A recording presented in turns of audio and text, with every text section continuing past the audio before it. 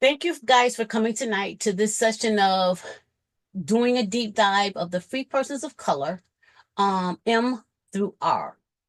This is the third three-part of a series that I started. And so now we're going to be looking at the free persons of color, Matthews, Peck, Pearl, Proctor, and Ross.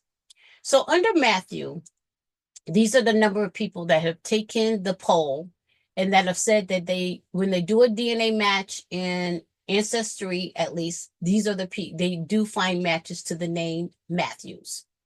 And so the goal of the poll is just to help us to be able to see who in our group has matches to these names as well. And what we're using as a basis for this research is this body of work that was done where I forgot his name, it's on the other page. But he researched all of these names and he's helping us. He basically did the research for us so that it's not that we don't have to do it, but it gives us such a jump start on the research that we want to do, we would want to do. So we're going to be looking at Matthews. So I'm going to go down to Matthews in this list. And what we would have done, we should have gone to Ancestry. I'm going to play with Shanta since I have her up and ready already. And I'm going to type Matthews. And I'm going to do a birth location of Maryland. We didn't isolate it to any one place in Maryland. We're just looking for Maryland matches. And the reason why we're filtering these matches to Maryland is because we want to know, is there any of our DNA matches out there that says that they have people in their tree who were born in Maryland with the name Matthews? So that's kind of the basis of our starting, what would be the starting of the research. So she has mother side and father side matches. And if you look at the cousinship, a fourth cousin, all of them are basically fourth cousins. And I am going to go to this website because I learned something that was different than some information I shared. I shared a chart that told us that a fourth cousin basically was in our fifth generation column. And that person basically is our third great grandparent. This is DNA Painter. I mentioned DNA Painter when I was talking about looking at our matches and using a different tool for us to see how we're relating to people. Well, on DNA Painter, they also have this chart to help you to calculate how you are possibly relating to people. And it's through this shared Centimorgan project tool. So what you would do, you would type into this tool. It's free. It's called DNApainter.com. You can create a map, which is called a DNA map for free. But if you want more than one map, you have to pay. Right now, it was at least last year, $50 a year. So if I looked at her list, so like she has a 9 Centimorgan cousin, 9 and 10 Centimorgans and 12 Centimorgan cousins. On DNA Painter, we typed in 9 Centimorgans. That's telling us the probability of the relationships of the cousins that you're connecting to. So actually, my fourth cousin, fifth cousin, fifth generation isn't so quite true because that's why it's a give and a take. But what this does, as we look for the number 9 Centimorgans, that's what these numbers toward the bottom represent. 0 to 42, 0 to 71. These are all the probable possible matches, relationships you are to this person. It can go as far back as an 8th cousin, but it can be as high as a 2nd cousin one time removed, which I call a 3rd cousin. So we're talking about from a 3rd cousin all the way to an 8th cousin as a possibility because of depending on how much DNA is distributed to you. So that's why it's important to know about all of these different tools. I tend to start at the 3rd great grandparent position or the 6th generation, but I already know if I look at that person's tree and it don't line up right, I got to go further back. But this is the justification that says to you, I might need to go further back to find that match. So that's why we need to have all these tools in our arsenal. Okay, so we're going to be looking for Matthews. And basically what we're doing, that was a name, Matthews, not even in M's. Interesting. So all I did was a control find, but what was interesting, I'm trying to get all the way down here to Matthews, right? But this told me that there was a Matthews much higher. Oh, I know what the difference is. Another thing that we are doing with this list, we're using this list, but we're only paying attention to free persons of color that had connections and ties to Frederick. Not only Frederick, but at least Frederick, Maryland, because this is the Catoctin Project in Frederick. So this particular Moses Matthews, who's associated in the family of Lantor or Lantern, may not have a Frederick match. So that's why Saw a that game in that. I game saw was a in there. game in that. Game was in I here. saw it. Wow. Yeah, we did game last week. That makes sense. That makes a lot of sense. From that area. That area was like there's a lot going on there. Very true. And we got to remember, right, with these slaves, that as they were just trying to survive, building relationships so that they could have people who are supporting them. I even see Taliaferro. How about And that? wait a minute, this is not in the United States was here yet. Oh, I see y'all pop up And with how that about last name. Bledsoe? Bledsoe The is United also Bledsoe. Bedsoe. Yep. Bedsoe is also Bedsoe, Yep. which turns into Stinson's if you have any ties to these names. So this document is So so, this is even pre-Maryland. This is like colonial. yeah, this is colonial. Maryland Oh was established man. in the colonial days. It was, but it was a What? Hold on, territory. let me It look was a up here. territory. It wasn't a state. Right. And so they still Right. was, it just didn't, become a state, but it was a territory. But yeah, so now, but when you research this document and you're paying attention to the names, it's frustrating. There's so many names. But Yes. but I tell people, don't come here unless you're ready to really have a foundation in your tree that can support looking at time periods that's going as far back as 1722 and 1703. You may not be Oh, ready I to see go back there. Joseph. I see Joseph Brown too. Oh wow. So very cool. And this isn't even the name we were looking at tonight, but Right. Right. you're going to start paying attention and realizing that these slaves are distributed everywhere.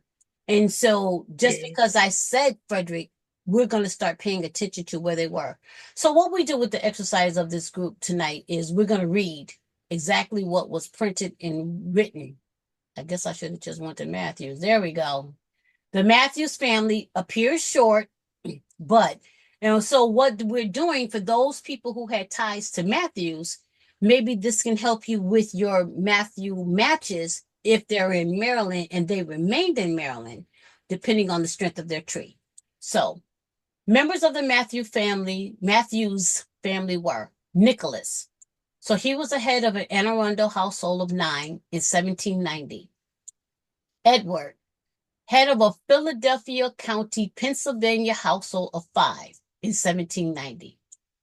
Catherine, she was born in 1771. George, head of a Charles County household of 4 in 1800. And Susanna, head of a Frederick County household of 3 in 1800. So what I really saw in this document was the varying locations of people that were tied to the same family. And that's why don't be stuck on a location.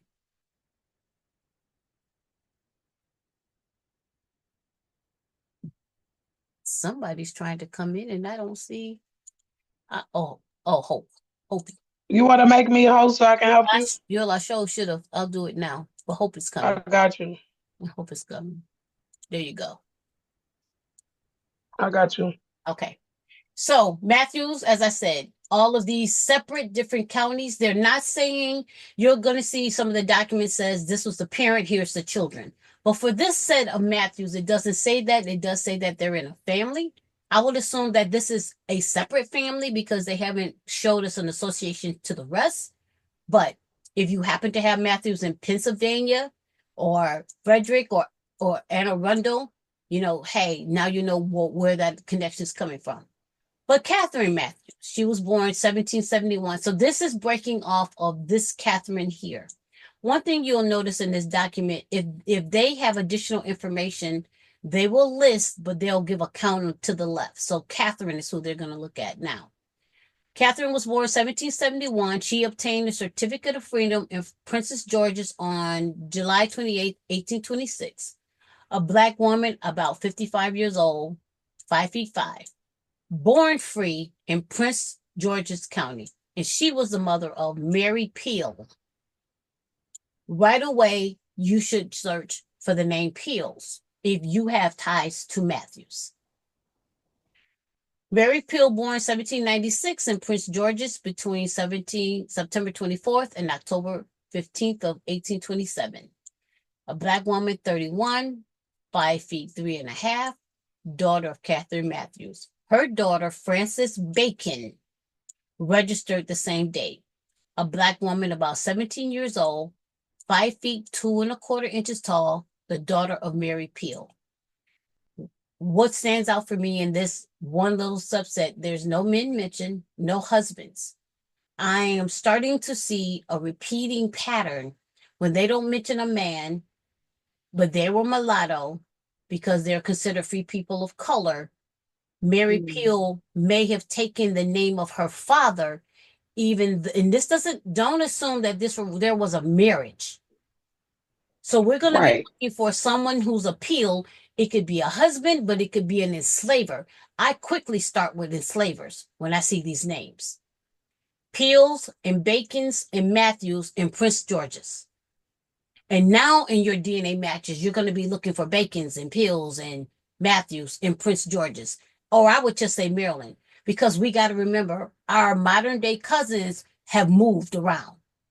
But in their tree, maybe different names if they can go back that far. But this is how I use this kind of document to help me to break through the brick walls I have with some names. So then Catherine had the daughter Henny, 1802, obtained a certificate of freedom in Prince George's, July 28, 1826. A dark mulatto woman, about 24 years old, 5'1.5" tall. These are some short folks. Born free, daughter of Catherine Matthews. And Resin, born 1804, obtained a certificate of freedom in Prince George's, 1826, July 29th. A Black man, so this is a male, 22 years old, 5'7", son of Catherine. And they were registered here. So this is where we could look at that document to find possibly more information or the actual recording in the legal records. So these are the Matthews, but we have ties. And we want to try to understand where they are. So other than looking in the tree of the person you have, I always am going to start with the biggest tree, right? You guys see me opening her tree, right? Okay. So this is Shanta, but I first go to the origins. She has no Negro in her, this cousin that she has. So one thing I'll tell you, I asked the Ancestry has a Facebook group, so you can join their Facebook group and you can ask questions. So I was like, why do I not see the rest of the percentage of origins? People can choose and opt to turn them off. So that's why she's not showing more. So, but what they're showing you is the connection between you and your match. But this match has no African in them at all. So when we look in this tree and we start looking for Matthews, we know and then let's back up. Let's also remember this is a fourth cousin. So we're going to be looking, at least in her tree, at a minimum of the 6th generation position or greater. You can look closer. I doubt it. We'll always see second and third cousins, that kind of thing. But we're looking. Yes. If you're looking for the math, when you are in your comparative place, and when you go down to the level of where they show the shared yeah, at the bottom. Then you can separate that and get only that person's name. And if you click on right there, if you click on just Joseph, no, click on there, and it'll get, Oh, and then you can, and he's got 183 more. Click on that, and you'll get all the names, and then you can click on that name that you want to check, and it'll show you those people. girl, now I didn't know this. So Did- this is cool. I did not. You Yeah, taught me something today. you can do with the map as well. Do the same. Okay. Yep, here. Yeah, Yeah, the maps are cool. One thing I'll tell you I do when I come here, I'm gonna print out. So I hit print, right click print, control P print. So what I do is I'm not printing out no 10 sheets. It turned to 10 sheets because she got me looking at all those names. But you can. Oh, the other reason why is my low orientation. So I print out my matches, I make comments, but then I go and I print out their tree. So I usually stop at page 1 and page 2. Um, and then sometimes I minimize the orientation so that I could try to see everything on one page. If that's all I need is just one page, and then I'll print the first page. Because so when I'm trying to research and I'm trying to record, that's me. I burn down trees. But but thank you for that tip. I did not know that part about I'll scroll down, but I didn't know I could expand more and see everybody. yeah, you can, and when you click on their name, then you'll get the It'll specific. pop up. It'll pop up. It'll, Like it'll pop up like that. Like what's common in the tree between you and that person. If you don't have that name, it won't show.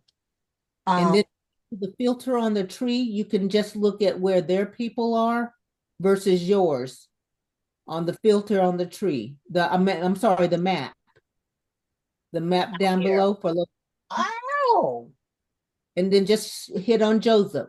no, girl, I didn't know this existed. Yeah, That's and why we have these sessions. you can go right to Maryland. Phenomenal, awesome. So click again, and then use your little plus minus to make it bigger or smaller. Okay. Yep. Then and Or then you scroll. exactly where they are located. OMG. How cool is that? Thank you, cousin Rhonda. You're Very welcome. awesome. Very awesome. So, of course, if you click on the name, you'll see all the people in history, that kind of thing. So, that's dope. So, these are some of those tips and tricks that help us to really kind of like, get the most out of these tools and the things we're paying for. But for me personally, I know that I could come to this tree and I can look at it vertically, which drives me personally crazy.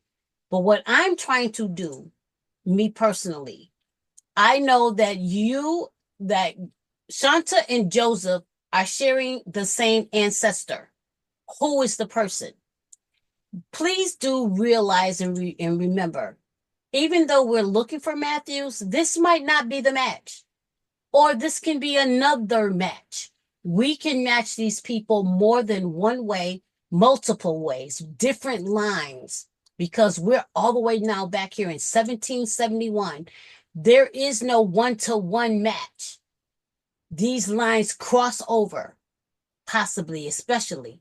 So always keep an open mind. But what I am looking for is the possible ancestor position. So what I said, a fourth cousin potentially was here, a third great grandparent. But that chart showed us it could go all the way to an eighth. So if this is 5 generations, this is 6, 7, 8. So this is an 8-generation possible match to Frederick. I just said Maryland.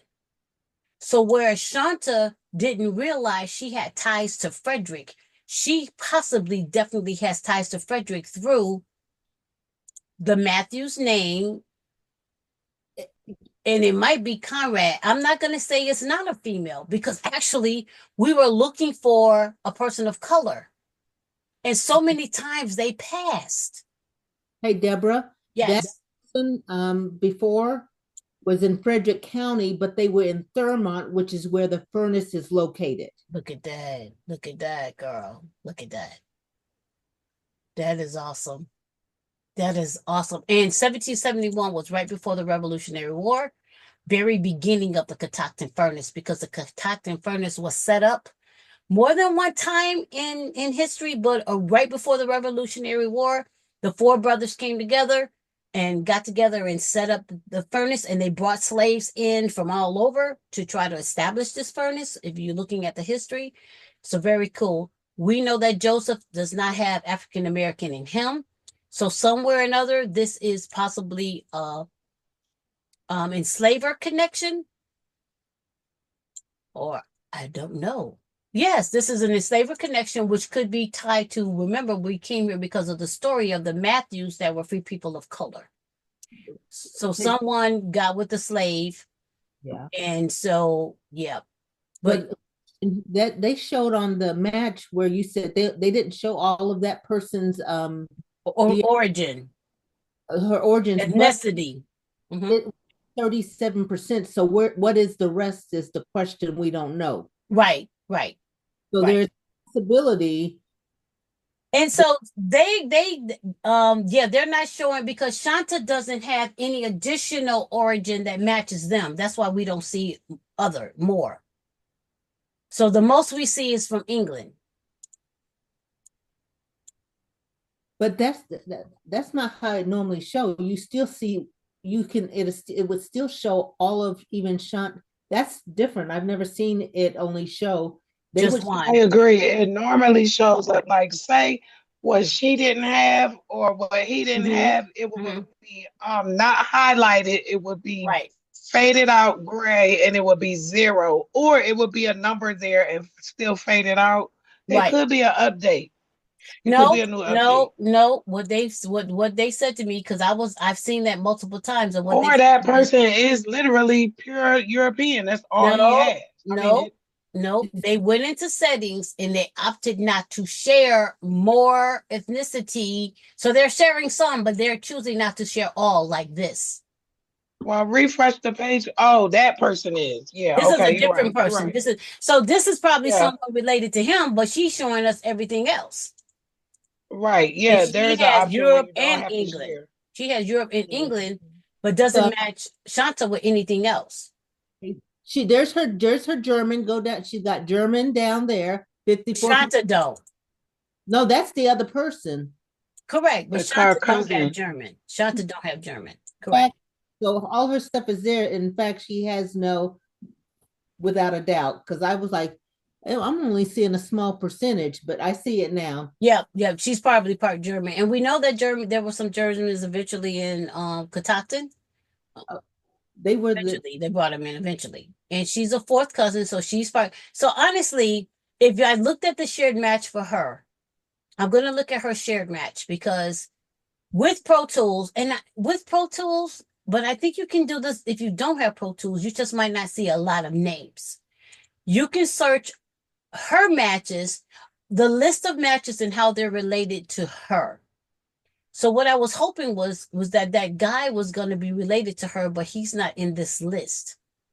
The difference between having the Pro Tools and not, you can get the shared matches, but you can't tell what the other person's relationship is to that shared match, like you do with that way I just did pure extortion.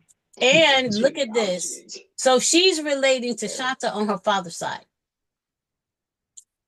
Every one of these shared match to her and Shanta are on Shanta's father's side. So now this is how Shanta would build her tree in researching this. She was on her father's side. The first guy was on her mama's side. That's why he's not showing. So you have Matthews on both your sides, as we can see, and she's pulling a different side. So that's how we would use the research we find, and how we would search and come into Ancestry or a different application, MyHeritage, 23andMe, and try to push the boundaries by searching for a last name and a target location if we can, or looking in their tree to see if we can find a better connection, knowing what we've just learned. Okay. So that was the Matthews name. I don't think Peck has Rodney and Shell have Peck so far. So the goal of this was in the chat, if you had matches to the names, when we get to the name, type Matthews and the tree that you will have. Type Peck and the tree that you will have. And then I will copy the chat, put it on the page tomorrow, and now we can research the trees that you shared if we are having these same matches. Deborah. Yes. My jet match is working now. Thank you. And I matched up with a woman named, her name is what her name is, Zoila. Zoila? And yeah, I matched up with her. Zoila. I matched up with her. Is your can you add the number? Yeah, can you actually add the actual kit number, not your account number? You added the account number. Your kit number is gonna have letters in it at the beginning. Hold on, because I just had to sign aside my old account and I matched up with Zola. Oh, do that mean that I'm a descendant then? No, Zoila is I don't want to say she's a relative. She's a cousin. But yeah, I matched Zoila too. She's from Puerto Rico, strictly Puerto Rico. You're gonna match everybody in this project. It's different places, but I'm confused as to how you're matching someone in the project if you're not in the project. So I'm confused, but I'll do that in the background. Yeah, share your if you can put your jet match number in the chat. I did. I got it. He's gonna add you to the project, and we are golden. So, can you explain what you were asking? Because just to put I just had to fix it. I just had to fix it. I had to find my old email and I signed into it, and luckily I did it. But me and Zola match up. We got it. Wait a minute. We're not doing dead match stuff right now, honey. After I get this, we'll open up to other stuff. So my question is how you want us to put exactly what into the person or the tree link to that person. Okay. So I'm gonna go there. Like this link right here. This is the link we want in the chat. So you can just put your name, Matthews, and then the link. Okay, where do I get? Okay, I've never linked a tree. Okay. No, you're not. Okay, so when you go to what she's asking for is the process. When you see the match that you're trying to share, right? You click the person's name that's highlighted so you can go to their profile page. Unless you have access to get to their tree, if you have access to get to their tree, you go to the tree page and you copy the address on your browser and you drop that in the chat. Okay. Yeah, I just put an example in the chat. Or you can just share the profile. Like for me, I don't have a subscription, so I would have to share the profile and try. Hopefully they have one tree. If they have more, I would try to stipulate which tree I would assume is on. But that's not as easy as it sounds. That's true. All right. So we're just trying to triangulate around. And so now Shanta has learned something greatly new tonight. That she is a Matthews. Crystal. I match up to Crystal also. Okay. You're gonna connect to everyone in this project. It's over 300 people. You're gonna connect on more than half. Yeah. So, and the goal of these sessions is for us to figure out how. I'm so happy now. So let me continue with the PEC name. Okay, I'm still on. Okay. So for PECs, again, that was Rodney and Shell. So Shell, this is all about Shell, but we connect to Shell, so we might learn something. So for PEC. All right, Ann Peck, born 1703, Prince George's County, March 26, 1723, that she had a mulatto child who died before her court appearance. She named the father a Negro man named Tom, belonging to Esquire Brooke. What's key in this line right here, that if you're related to Pex, that Tom probably took the name Brooke, but he definitely was a slave of Mr. Brooke or indentured servant of Brooke. Depending on this date, he was probably an indentured servant. He could have been a squaw. Well, Esquire was the attorney, but back in the 1703s, they were like indentured servants more than slaves. Once they started having these kids, then all of a sudden the law started changing. And as we read, that's when they started bounding the children because they still were free, and the laws changed to accommodate. They didn't want the children to have the state of freedom that the mother had because she was white and different things like that. And this was a white woman, got with a Negro man, and the child was mulatto. The court sold her to her master, Alexander Conti. So she was most likely working for Mr. Conti for 7 years. On June 25th, 1723, Tom confessed to begetting the child, and the court ordered that he receive 15 lashes. On August 25th, she confessed to having another child by Tom, and the court ordered her sold for 7 years, and the child sold until the age of 31. So the selling, they did not say bound the child. They did say sold the child, but who did the child get sold to? So that's why it would be important to see if you have PEC matches, do you also have Conti, potentially, or Brooke? So she was the mother of Jane. So we know she had 2 children, but it's only telling us about Jane. Jane was born 1723. February 15, 1723, Jane was born and was called Mulatto Jane, belonging to Alexander Conti. So Jane stayed with Mr. Conti, where the mom and the child got sold, because now the child is with the Conti man also. In Prince George's 1740, when she presented for having an illegitimate mulatto child, she and her daughter Sarah were sold to her master, Mr. Conti. On November 27th, the court bound. So that's why this word, I kept looking for bound, because I'm understanding the legally terminology. When they are free, they bound them to enslavers because they're still considered free. They are children of a white woman, regardless of who the father is. And because they didn't want the children to have freedom, they gave the children additional years to serve, including the mothers. So that's why that's where that bound. So even though they got sold, they were really more considered being bound for an additional number of years.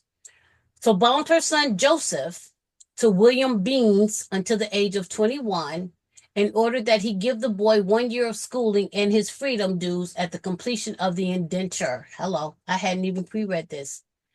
This is what happens when you start reading and you start learning how the laws were structuring themselves during that time. She could not pay her fine, so she received 10 lashes. Jesus. The court ordered her daughter Priscilla bound to Robert and Edith Richards until the age of 16 years in order that they teach her to read, spin, knit, and sew. So when they bound them, they had to learn a trade. They sound like they had to educate them and learn a trade because they were not to be considered like slaves, chattel slavery. On November 28, 1749, the court bound her 15-month-old son, John. So now we're seeing the children's names and the family names to Thomas Conti until the age of 21. And on March 22nd, 1757, the court bound her 7-month-old son, David, to Thomas Conti until the age of 31. On November 1766, she confessed to having another illegitimate child for which the court ordered that she only pay a fine and court costs, for which her son Joseph provided security. Now, before I go forward, so when I start reading, I want you guys to be doing DNA match searches in Maryland for these names. And the goal of that is to help you to see, do you have more matched names in Maryland than you thought? So even though it looks like you may not have matches to one part of the name, you may have matches to the other part of the names. And that's where putting that information in the chat to that tree helps us to see where your matches are, right?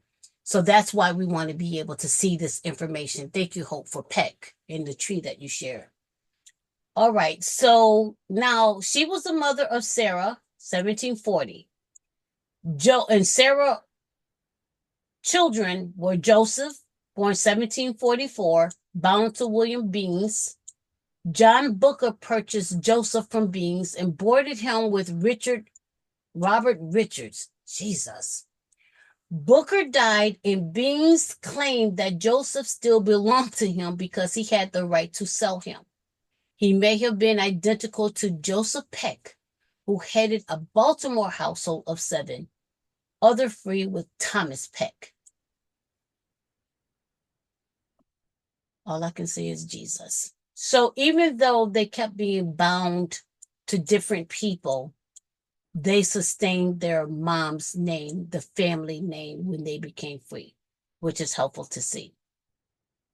Priscilla, born in 1747, John, born August 1748, a free Negro in Prince George's household of 2, and then David, 1756.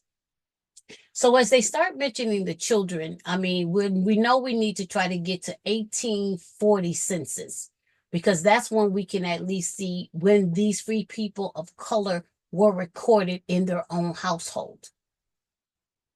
So doing this kind of thing and structuring your tree to add the names, you want to try to push the boundaries to see, did anyone have them recorded in their tree in 1840, 1850, 1860, because free people were recorded. And then David, born 1756. So this was James' children. Then Sarah, children. Sarah Peck, born 1740, was bound to Alexander County. She was mulatto Sarah when the court ordered that she be sold for 7 years, and sold her 2-year-old son to John Harrison until 31. She confessed to having another mulatto child on 1766 and another on 1768, when the court ordered her sold for a 37-year term, and bound her 7-month-old child Beck to John Harrison until the age of 31. She was the mother of David, born 1763, 2 years old on 1765, when the court sold him as an apprentice to John Harrison until the age of 31. He was head of a Frederick household of 6, other free in 1800.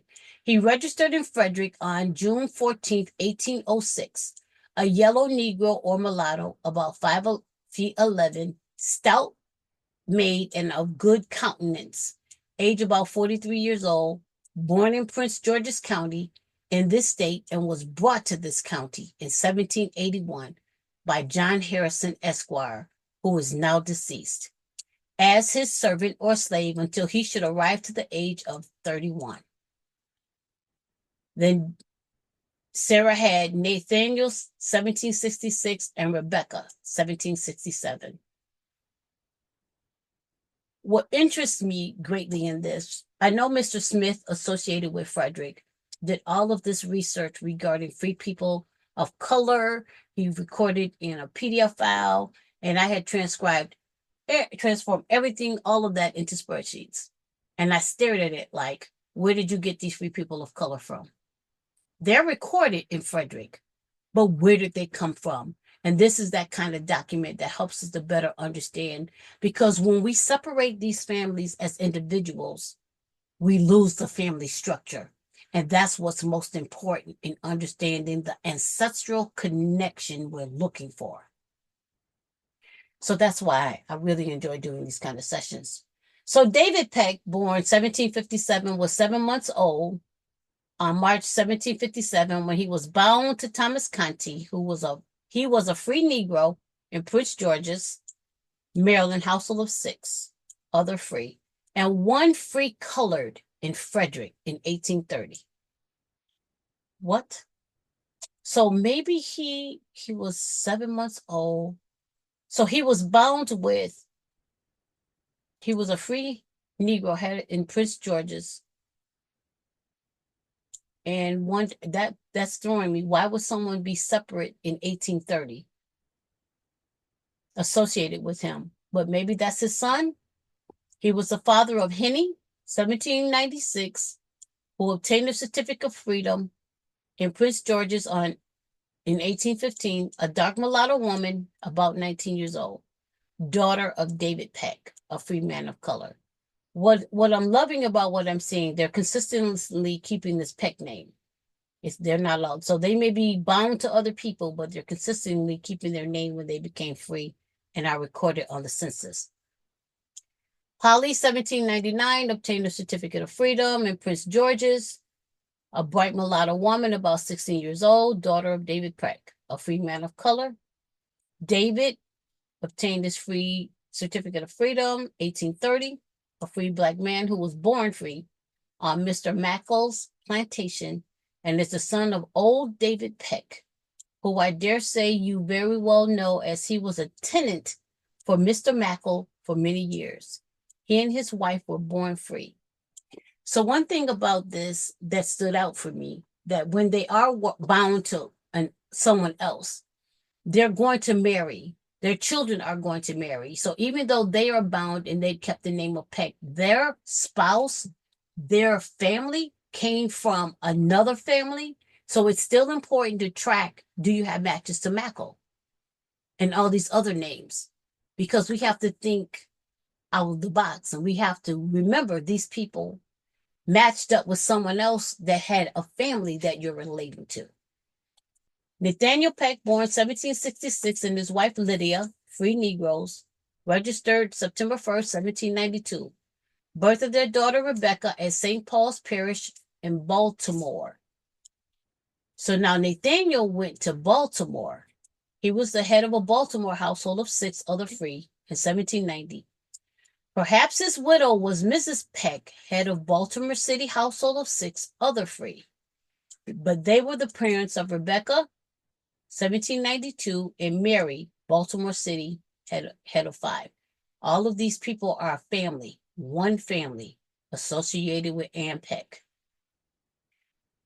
Rebecca Peck, 1767, was bound to apprentice John Harrison. I have seen the name Harrison in the GU 272. I have to say that. And I'm sticking to that because I am relating to Harrison surname matches. And so even though I didn't pull anything with Peck, I know that I have matches, me or my brother, to Harrison's. Until the age of 31 in Prince George's County Court, she was the mother of Joseph, registered as a free in Prince George. A dark mulatto man, about 33, raised in the upper town of Upper Marlboro in Prince George's County, and is a free, being a descendant of a free woman named Rebecca Peck. Now, this is what can get frustrating. Other members of the Peck family, we don't know their relationship to the others. But what could happen is, if you are relating to this name, and then you see these other people, eventually the DNA matches may flush out their connection to the others. That's what happened to me. My ancestor, who was an Anderson, which connects to Proctors. And by the time we get to Proctors, and I started lining up those Proctors with the Anderson name, someone had in their tree, an Anderson married a Proctor. And then when I looked at that and my DNA match said I was matching Proctors, and she had Proctors matching to this name, I said, there it is. So that's why it's very important to pay attention to reading and keeping this in the back of your head or somewhere in your head and record it, because eventually it can flush itself out and make sense. Because that's kind of where my connection to Proctors with Crystal is, and Anderson's with Rhonda. And even when Rhonda don't believe, I believe. So I'm good. All right, Eastern Shore, Maryland, Mary Peck. So this sounds like this is a whole different set of Pecks, because they started the numbers over at 1. But in the Eastern Shore of Maryland, Mary Peck, born 1712, was a spinster white servant of Solomon Horney, 1758, when she acknowledged in Talbot County Court that she had a child by a Negro. So this basically is saying that if you have Pecks in Talbot, that may be a different family than the top family, but this is helping you to identify that connection to that indentured servant white woman who had children by a Negro. The court ordered her to serve her master another 12 months for his damages, okay, and then be sold for 7 years, I guess after she serves her 12 months. She was about 50 years old and still had 4 years to serve on November 10th, 1762, when she was listed in the inventory of the Talbot County estate of Solomon Horney. She was the mother of Francis, Simon, and Patrick. So that means she's a Peck. We don't know why she is a white woman who's a Peck. So that means you're going to be following the white Peck line.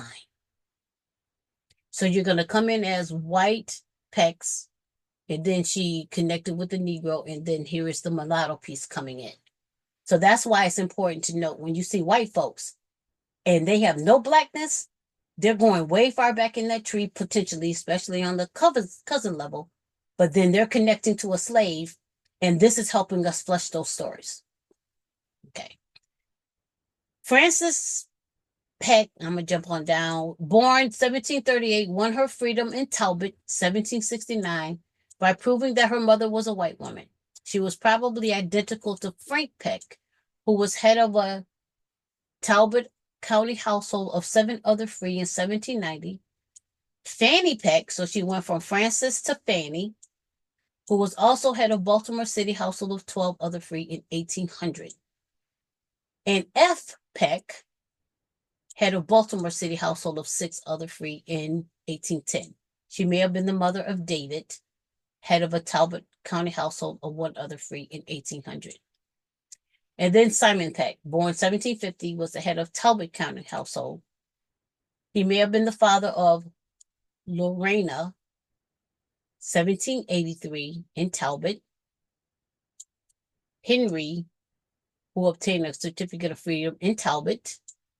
So it's so interesting to see. Now, this is saying he was the father, but Lorena is a dark mulatto woman. But Henry, a bright mulatto man.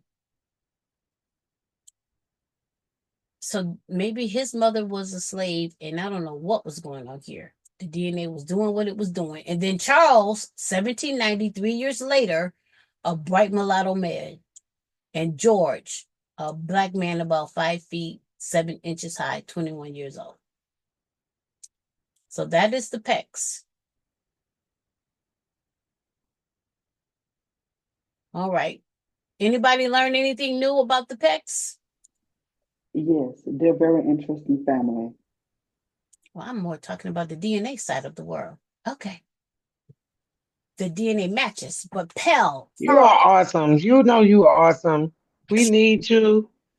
You are. I'm sorry I haven't put nothing in the chat. I'm gonna put it on the post. My computer is froze, Okay. but I just thank God I can hear you. Okay, wonderful. Okay. Pearl. So here's Crystal and Rodney. I know he wish he was here. Pearl. Let's see how far is Pearl. Pearl goes, oh Lord. Oh Lord. This is Pearl. Okay, here we go. Robert Pearl. Crystal, what do you know about the Pearls?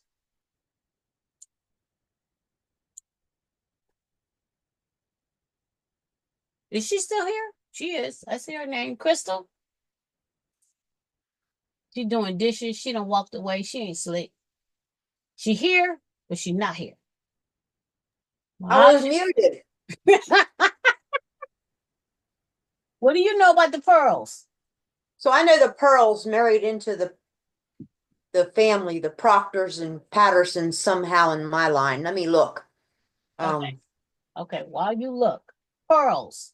Robert Pearl, we're talking about 1686, was freed by the April 14, 1713, Prince George's County will of Richard Marsham. I would want to see why he freed him. Marsham called him Robert, a mulatto, aged 28 years, and stipulated that he should serve until the age of 35, at which time Robert, his wife, and child were to be free.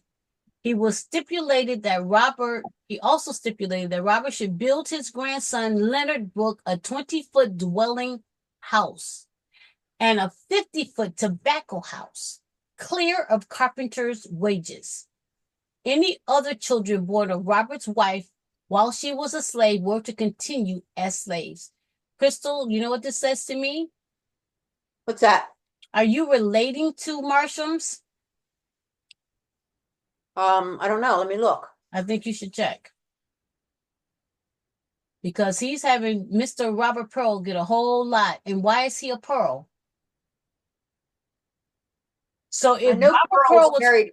his mother might have been white. What now? Pearl's married into the Kalaman line. Yeah, but that's later. We're talking early. Why they were free. This is the justification for their freedom that we're talking about. And their freedom came about because they started off as children of white women who chose to have children with slaves or indentured servant Africans. Well, I have on my paternal side, hang on, 5, 6, Come 7, on. 7 connections that have Marshams in my family. Come on. Or in my ancestors. And I see one person here. Her name is Cheryl 360. She's African American. I see some Richardsons in her family. Let me expand her tree here. What's standing out to me with this Marsham thing, and that's why it's so cool to read these stories. It may sound like I'm doing a story time, but what is dope about these stories is giving us hints. Because Robert Porn was born freed by 1713. Why were you freed? There had to be a white woman somewhere in here for him to be freed. But then Prince County, in the will of Mr. Marsham, he gets a whole house. He's getting all this stuff. But any children he gets with his wife were to remain slaves. So the wife was a slave. Robert was not. So that's why this suggested to me you had Marsham somewhere possibly tied in your line if you were Pearls. Okay. Okay. So I just wanted to pull that out. Well, this Cheryl person, her tree has 1,700 plus people in it. She goes back to 1638 with a Colonel Richard B. Marsham. And Richard owns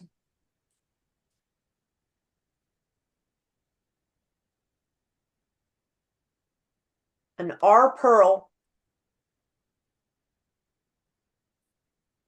He didn't have the decency to name his enslaved female, only letter S. She was born in Stafford County, Virginia, and died in Calvert County, Maryland. So They that had means children. you're gonna be pulling whoever's gonna pull some connections to Virginia. That's where the wife came from. She was brought from that area. But if you start looking in Maryland for deeds, in those probate records, in those tax records that Maryland has, where they're buying slaves from different people, wherever, that's where you may see that information listed.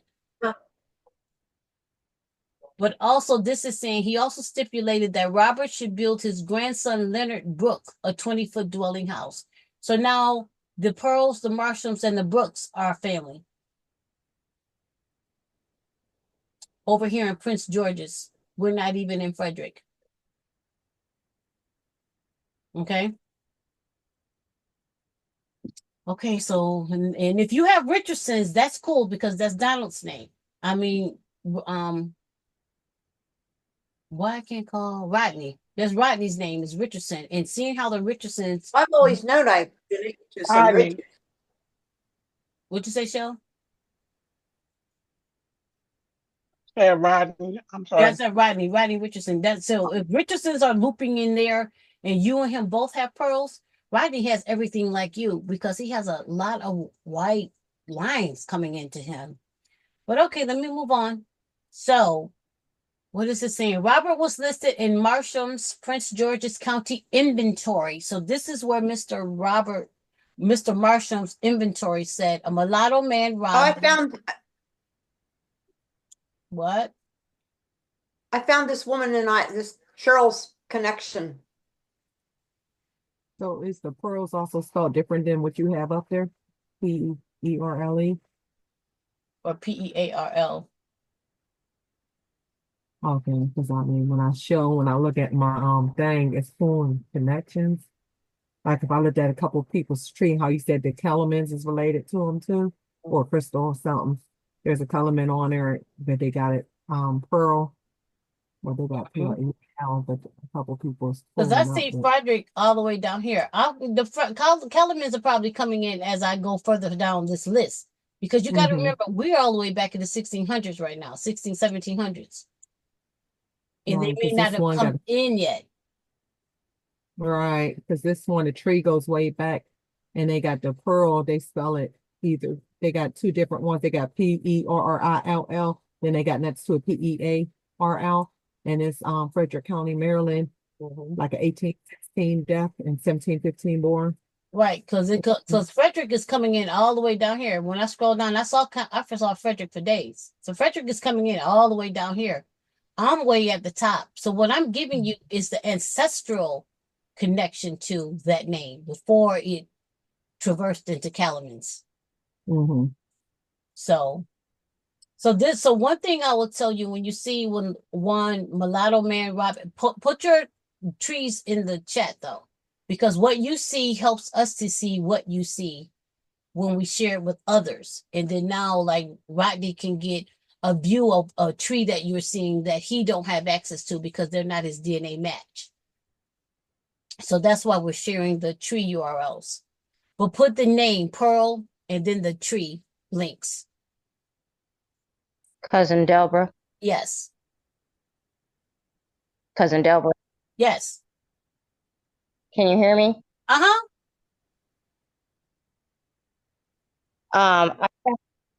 This is Hope. I found a tree that has William Barton married a Sarah Marsham. You know, the Bartons are connected to the Keys. Yep, I was going to say that. I remember that Barton name. Yeah. Okay. I put it in. Thank you. Yeah, that's going to be, so those names you guys are seeing is going to be pulling Frederick. I haven't even got there. Cousin Deborah. Yes. I need your jet map because we have time. Okay. Because I'm matching up with a lot of y'all like Hope and Rodney them. Well, my name is in there. If you just search for Delbra or DELBN. No. He's not in the project yet. Oh, I'm not in the project yet. But gotcha. Yes, but I match up with all y'all now, like cousin Crystal, cousin Shanti. Okay, let me get cousin, through the reading of this though right now. Let me get through the reading of this. Because what we're telling you is you're gonna find you're relating to all of us. We're just trying to figure out how we're connecting. So, because I'm on Pearl and I still got another name or two. Okay, I try to wrap up at 9, but then I want to try to have Shanta with something. So let me try to get Pearl is longer than I thought. So for the Pearl name, so when Mr. Marsham died, so what I wanted to call out was how it's worded and listed. One mulatto man, Robin, who had 7 years to serve to the age of 27, was worth 16 pounds. Anytime, especially in Maryland, I've never seen this in Alabama. When you see 7 years to serve, that's because, again, they were free, but they bound them to work a term of years as punishment for their moms choosing to have sex with a Negro. So that's what all of this is speaking to, because I was like, why are you bounding people? What is this? But I've come to learn that's what it's about. So there was a Robin who had 7 years to serve. He was 27. Jimmy, a boy, had 17 years to serve, and he was 18. Nanny had 7 years to serve. She had just 7 years to serve. And a mulatto boy, Daniel, who was sickly, who was 2 years old. In Negro Robin's house, so must be him, the oldest, who was 27, in his house. I don't care about no blankets. I don't care about no tools. But this is what was in his house. In Negro Robin's house. Okay, so this is just listing that. What is amazing, he had his own house. So he became a man of what's considered wealth in that time period. Okay. So he was called Robert Pearl, a carpenter of Prince George's County, alias Mulatto Robin. When he purchased land in Prince County, Georgia, near the Patuxent River and the Beaver Dam Bridge from John Cranford for 20 pounds. I'm skipping. He sued Charles Drury for assaulting him October 27.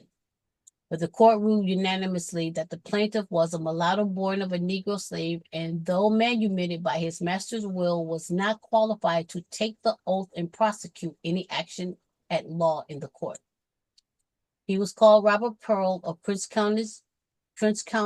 George's County, free mulatto, on October 1727, when he petitioned the assembly, setting forth he was rendered incapable by the justices of the county from recovering his just debts.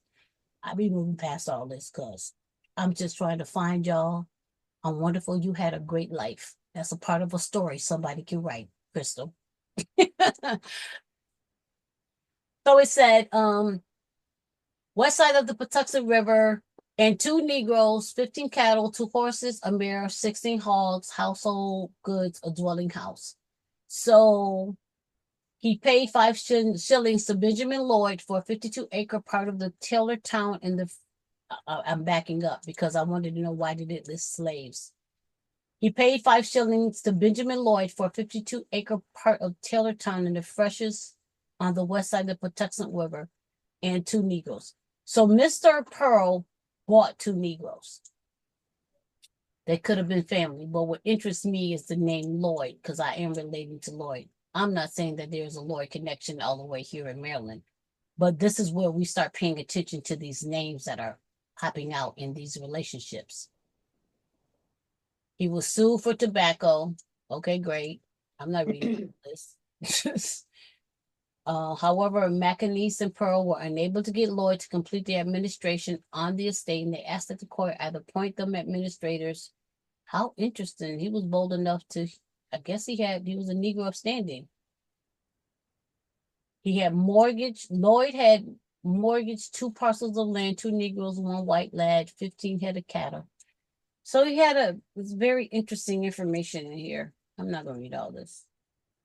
But I'm trying to look for mulatto indentures because there are no slaves in this kind of terminology. He purchased the 31-year-old indenture of Mary Wedge's mulatto child.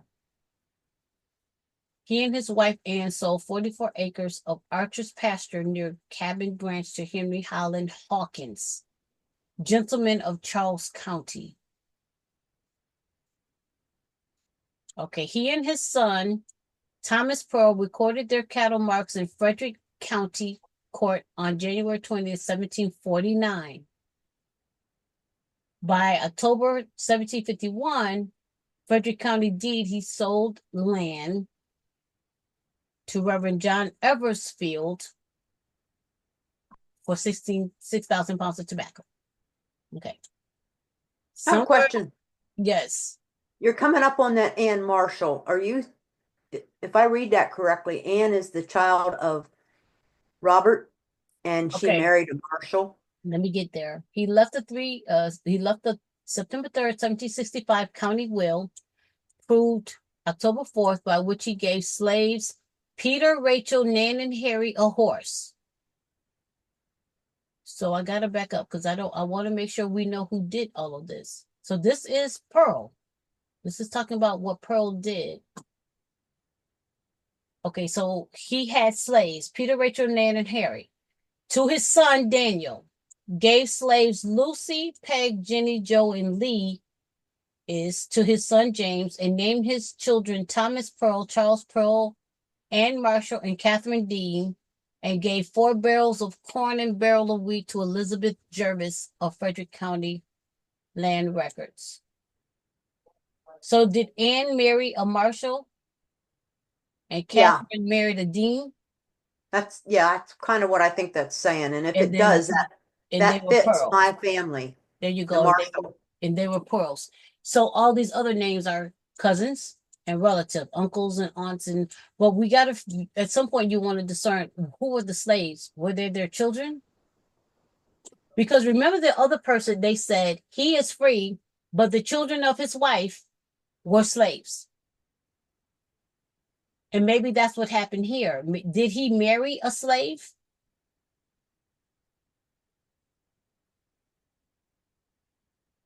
that you know of, Crystal? Oh, I don't know. I'm not back that far, but these Okay. names fit perfect to be Okay, it's lining up with what you know at this point in time. Yeah. Okay, and this helps you to go further backwards. Okay, and he gave 4 barrels of corn and a barrel of wheat to Elizabeth Jervis. So we talked about that. And somebody got a whole AOL URL. Elizabeth Jervis, a widow, was convicted by the Frederick County Court of stealing 67 pieces of silver and a gold French guinea from his estate. Thomas Pearl, James Pearl, Basil Pearl, William Graves, and Mary Marshall were witnesses against her. She received 30 lashes a half hour in the pillory and was ordered to pay pounds of tobacco to Robert's executors, James and Basil Pearl. So this is about his will. Robert was the father of Daniel, and then these are all his children. Anne, a mulatto woman who married a white planter named William Marshall. That's what you have? I didn't get there yet. Well, now you got it. So there's I got some, I can see where it might be leading, but I got to do the research. But one thing to understand, this is the research. No, I got to put it in my stuff. Put it in your tree. Yeah. Okay. So her husband was William. Okay. Yeah. Now this book, is this last meeting I was in, you gave us a PDF. Was that the whole book? So they did a PDF in Ancestry, but this is the free version. Same information. And what's great about this link is if you, good grief, what did I do? Okay. There you go. What's great about this website is if you go to the root of the website, they even have information about Maryland, Virginia, North Carolina, South Carolina. I can't say it's as good as Maryland. I've looked in there. I peeked in there. They have Virginia slaves that were freed. This is a Devon information, because when you're researching North Carolina, Virginia, South Carolina, North Carolina, you want to be able to have research. Paul Hennig. And there's his yeah. So we can thank him. But he's done that research for us over here. So that's what's really great about his website. He gives you more than the link that was on Ancestry. That was a PDF file. But this is the same information and more. Okay, so Daniel's wife, Anne, married Mr. William Marshall, who was white. So she is mulatto, but she did marry a white man. James left the Frederick County will naming his wife Elizabeth, designating Basil and Thomas Pearl as next of kin. Catherine, living at Montesey 100 on 1747, when the grand jury of Prince George's presented her for bastardy. The presentment was quashed, perhaps because she was married. She was married to a member of the Dean family when her father made his will. I know that Emily is a dean and she's tracking in Maryland, so I got to make sure I tell her. And she may know about this. Thomas, son of Robert Pearl, recorded his cattle mark in Frederick County. He confessed in Frederick County to assault against Elizabeth Jervis.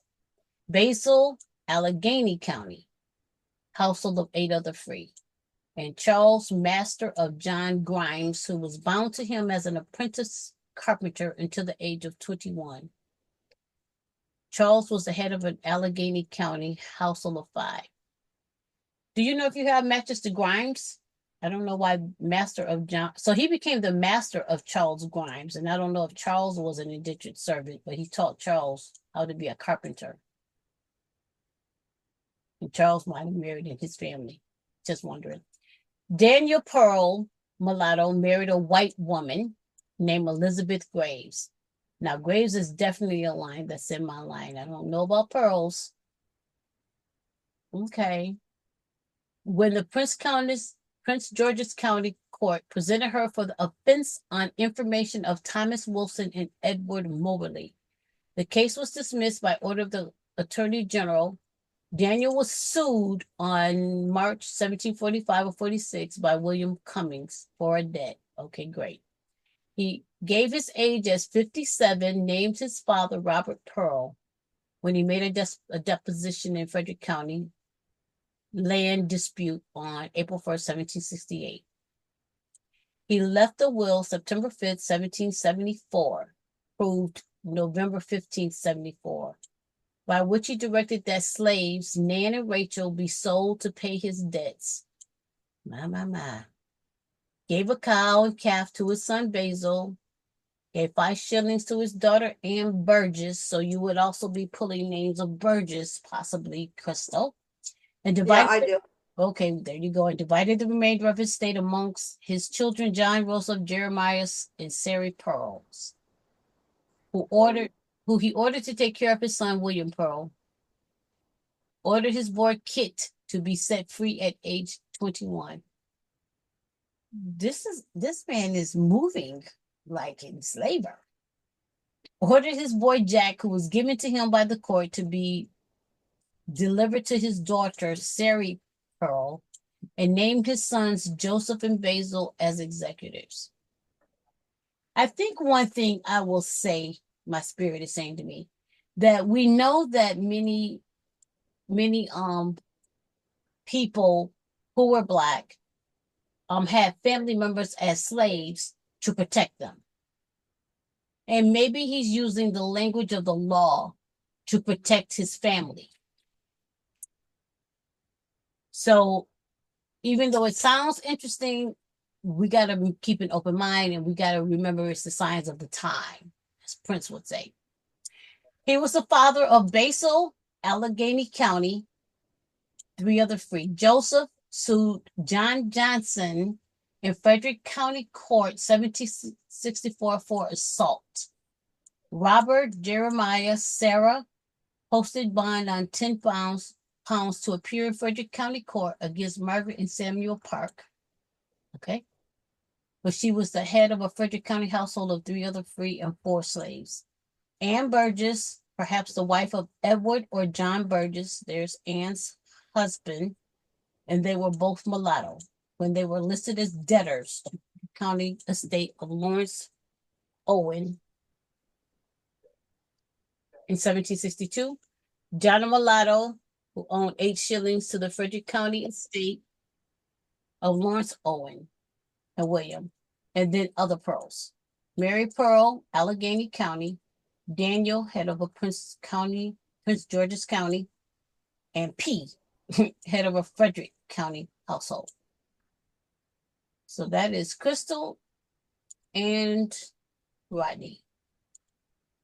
The infamous, everybody is a proctor. Well, look at there. All right, let's get busy with the proctors. That's why we all kissing cousins. Not kissing cousins. That's why we all cousins. We all tied up with these proctors.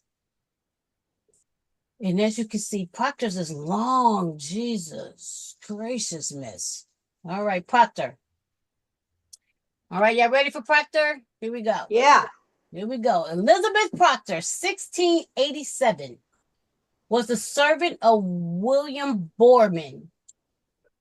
I have connections with Bormans. Yes, you will.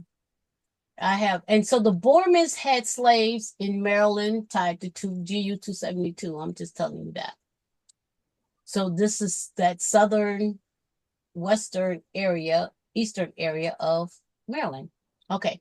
When the grand jury of Charles County, Maryland, presented her for having an illegitimate mulatto child, she was ordered to serve her master another 2 years after the expiration of her indenture, and her child was bound to Mr. Boorman. That year, when she appeared in court and admitted her guilt. So now we know Elizabeth is white, but it doesn't say who the father was.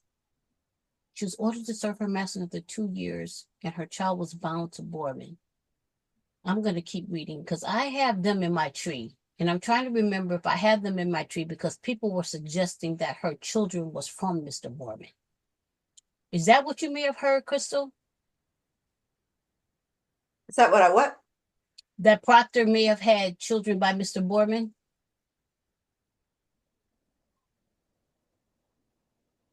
Possibly, I guess. Okay, we'll find out. We'll see how this reads. Because you know how we keep permanently borrowing things from people's trees. Yeah. The word permanent.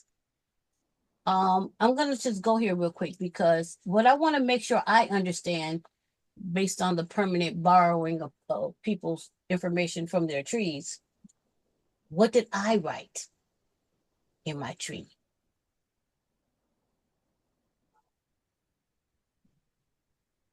So I have 1630, came over from England, Borman Plantation in St. Mary's. And I have William Borman. Got to pay attention to the name, but a Mary Jarbo. So these are, and this is Charles Negro, John Borman Butler. Oh, Jesus. I got to go over this. The Butlers are relating to, again, the Georgetown sale, but these are the ancestors of the Georgetown sale. And anything in red means that they were given slaves. But there is Irish Nell. So I gotta. Where's Irish Nell? She's in this tree, but I gotta remember, is this saying that Irish Nell is relating to Mr. Borman based on the records and information that I read. So I just wanted to be able to see what did I have in this tree as I read this, because this is how we have to clean up the information we put in our trees. And as you all note, so these are the slaves that were given to the children from his will. I record everything over here. And then apparently I got this from a research tree, from someone's tree that I saved. Well, where's Irish Nels? I don't see her. So anyway, let me read Eleanor. There she is. Eleanor who? This says Eleanor, Irish woman, but this is the wife, Robert. But I took this from, I'm going to tell you where I took this from. I took it from a will, so that, sometimes in the will, they list all the names of the people right there. Yeah. Okay. I'm going to do this quick trick because since I'm here, I'm going to do this quick trick with y'all because, this is terrible text. Terrible text. But one thing that's really cool about ChatGPT, I had started noticing that. And I'm going to do a quick snippet of it to help you out with something. We can get ChatGPT to transcribe information from an image. Yeah, I knew that, right? No, I did I not. did not. Thank you for sharing that. That helps a lot. Yes. Even though I'm pretty good at that writing, but that some cursive people do too. not write. Some people do have terrible penmanship. The reason why it was so important to me was because I just got tired of reading that day. I was like, I'm tired. I don't feel like doing it. My eyes I didn't want to strain. I said, But what I did put in ChatGPT was, I got to find my snippet tool. What I did put in ChatGPT was a English worded text. But one time I did put one of cursive. Is that it? I can't find my screenshot. A screenshot grabber. Too many windows open in my life. Oh, there it is. Thank goodness. Oh, Delbert, really? Sorry about that. Okay. So I'm going to screenshot this. I'm just taking a snippet. But if I would have downloaded this as an image, and then you go to ChatGPT, you sign up for ChatGPT, and then you tell it, I'm lazy, transcribe this image to text. I'm going to just go so far. I don't want you to assume you don't know what I'm saying.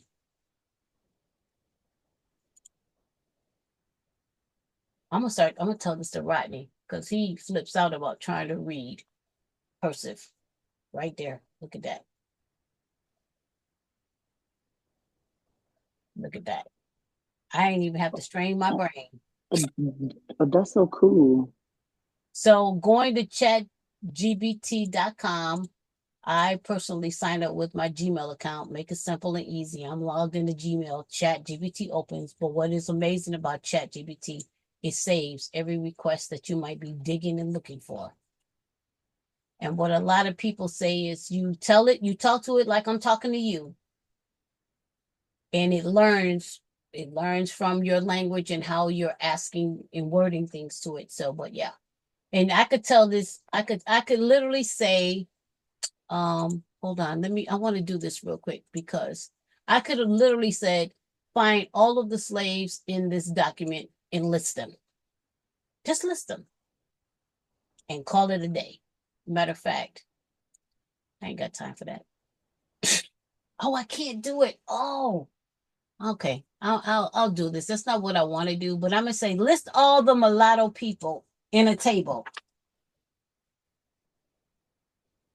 Or indentured, I probably spelled mulatto wrong, servants listed in this text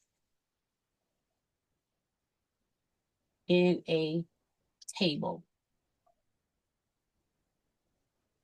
Let me make sure I get rid of that. I add that and I say go.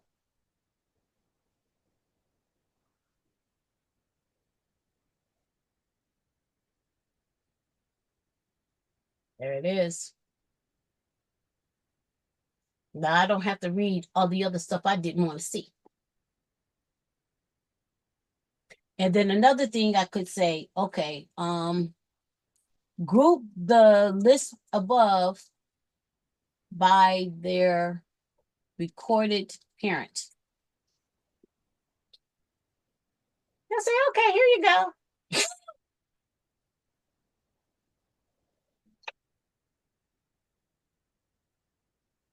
So sometimes you just let technology do the work for you.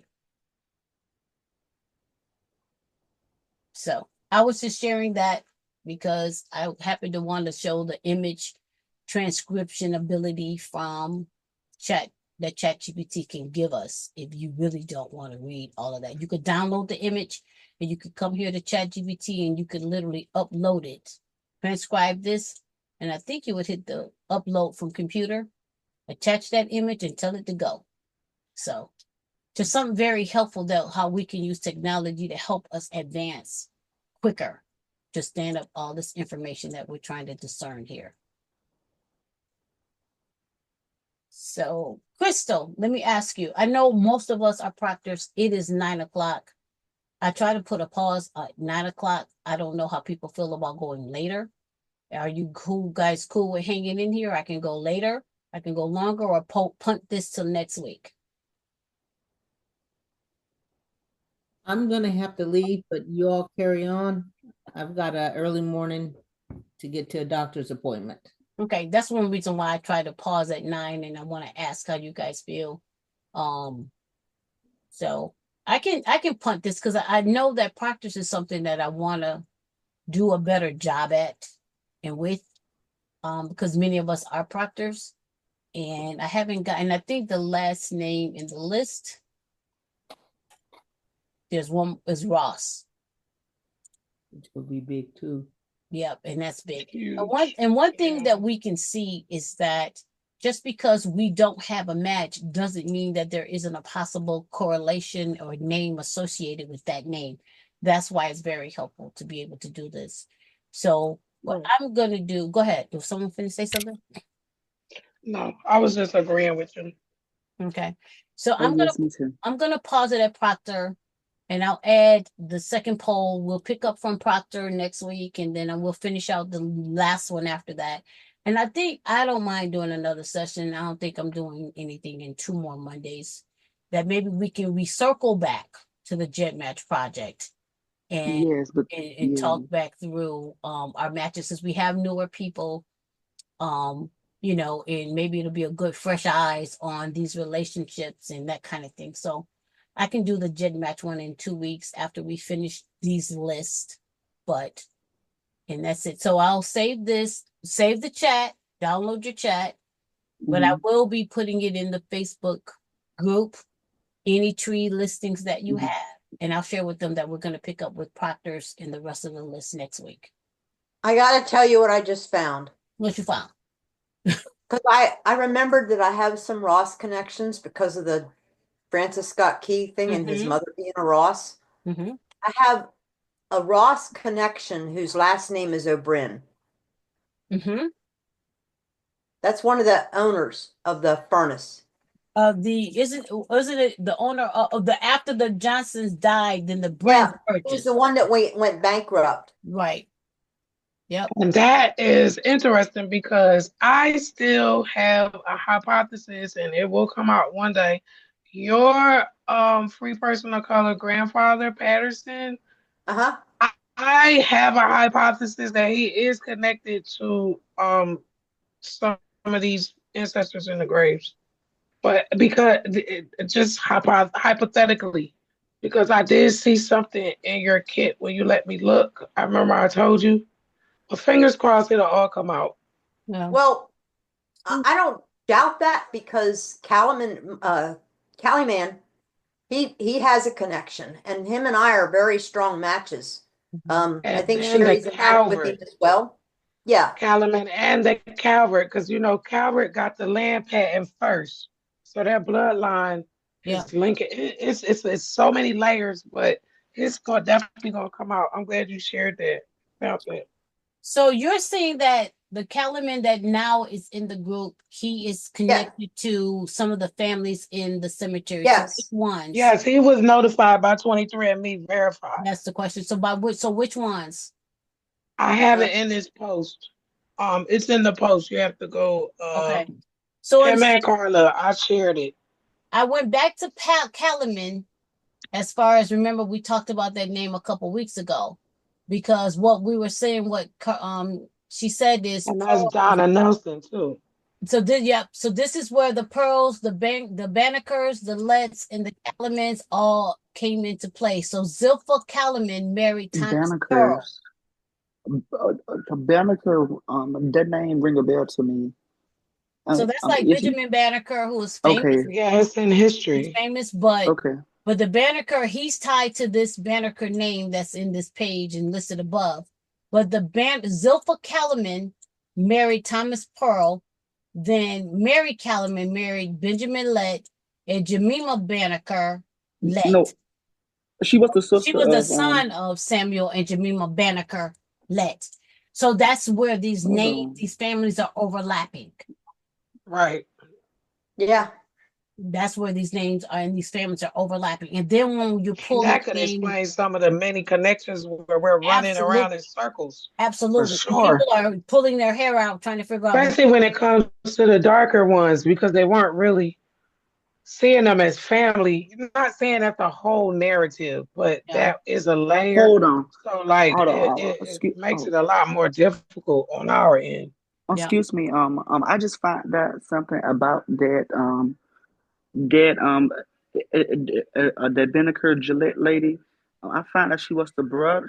Her brother was Benjamin Banneker. Which Banneker are you speaking of? We know about Benjamin. What Banneker are you speaking to? His sister Gillette. I don't know. The lady that you just said. The Lett lady. Jemima, or Benjamin Lett, someone who married a Lett. They are related. That's his sister. Correct. That is the Banneker family. Is they related to us or no? You have to look in your tree for your connections. You have to look in your DNA matches. You can search that last name and see if you have DNA matches and start researching there. So understand that we're mentioning the gentleman that's now that lives in, I think he's in Frederick, but now he may be in Florida. Is he the gentleman that's in Florida? Mr. Calaman? Calaman? Oh yeah, Charles Calaman. Sure. Charles Calaman, yeah, because I knew Emily had been speaking with him. Emily's related to Charles Calaman, but Mr. Calaman now has received an email from 23andMe saying you are a direct relationship to one of the families in the cemetery. So there's only a handful of people that we know. There were 40,000 people who were supposed to be related. We only know a handful. So Devin, when you ask, are they relating to we don't know, because we only know a handful. So we're using the people we know, like Mr. Calaman, like Carla, because we can talk with them. Like Crystal. Dead match number. Yes. And Crystal. We can correlate our relationships to them because they're willing to work with us. That's all we got. And that is who we use to vet into the project as well. So it's all layered. Right. Okay, I understand now. So once your kit is scanned, which I'm gonna do that personally when I get off this call, if you are able to access the project, then you're related. How? We can't tell you that. That's the work we have to do. Yeah, and if we're relating to Mr. Kellerman, we know related. I know I'm related to Carla, related to Crystal. How? I know I'm related to Crystal, but we don't know if their relationships to the cemetery. It's tie right. Cemetery. Yeah, that's a lot of work. Yeah. So this is this is the deep dive digging we're trying to do to see if we find anything.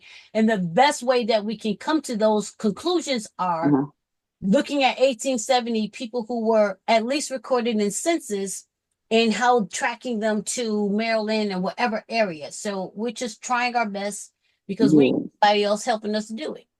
Right. And my true ancestry is actually helping us to a certain extent, but that is not what you use to claim descendancy. Because my true ancestry works with genetic distance, and it's totally about time, and it's totally different than the systems that my ancestry.com and 23 and me is using, because you're working with live DNA. That's autosomal. So it's totally different. I understand that. This is why I did the jet match thing also. Thank you. Thank you. Deborah. Yes. The tree that you told me to post, it does have the marriage of Benjamin Kellerman and Elizabeth Pearl. It's on that tree. Awesome. So then if you're finding you're having those possible DNA matches too, like I match Let, I don't match Banneker. And so that means I'm not matching the Banneker, but wherever the Let name is coming in, and when we looked at the Let name, we did that already because we're on Proctor now. Right. Then I can look at the Lets and know that, okay, my Let married a Banneker, but that's not my line. I'm over here with the Lets and anyone else connected, however that goes. So, those are the things that we get to use DNA to help us flush things out. And it don't mean I'm not related. I could just not be getting DNA matches. But if I go exactly, because everybody had somewhere else, now I can see that I'm actually matching, and so now I can be like, okay, I'm actually matching. So those are all the things we're trying to educate each other to say, use more than one method.